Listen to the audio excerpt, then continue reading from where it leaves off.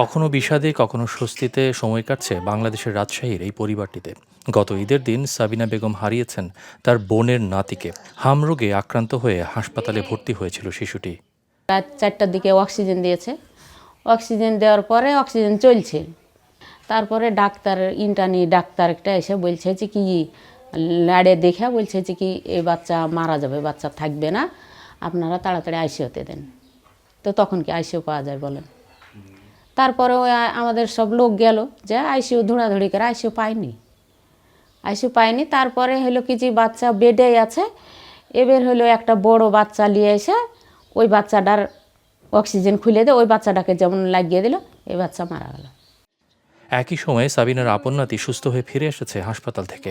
শ্বাসকষ্টের সমস্যা দেখা দেয়ায় শিশুটিকে হাসপাতালে নিয়ে গিয়েছিলেন তার মা ও সাবিনার মেয়ে শিরিনা বেগম। শিরিনাও কঠিন পরিস্থিতি দেখেছেন হাসপাতালে। যেই আছে তাকে ডাক্তার বলছে আইসিইউতে দেওয়া লাগবে, কারণ সিরিয়াস রুগী সব, মানে সবগুলোই হলো আপনার অক্সিজেনের ওপর ডিপেন্ড। অক্সিজেন ছাড়া কেউ বাঁচবে না এই রকম অবস্থাতে সব।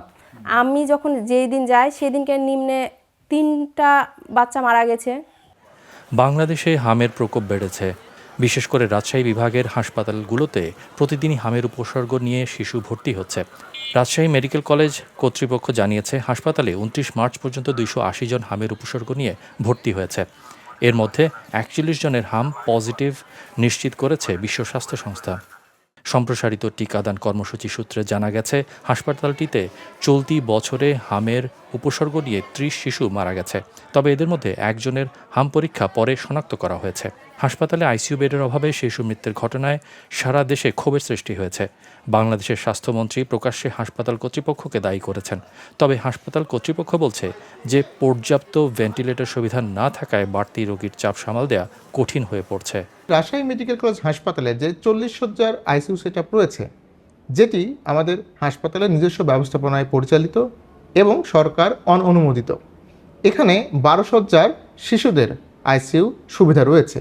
এই 12 শয্যার বিপরীতে আমাদের রাজশাহী মেডিকেল কলেজ হাসপাতালের আইসিইউতে প্রত্যেক দিন প্রায় 40 থেকে 50টার অধিক সিরিয়াল থাকে।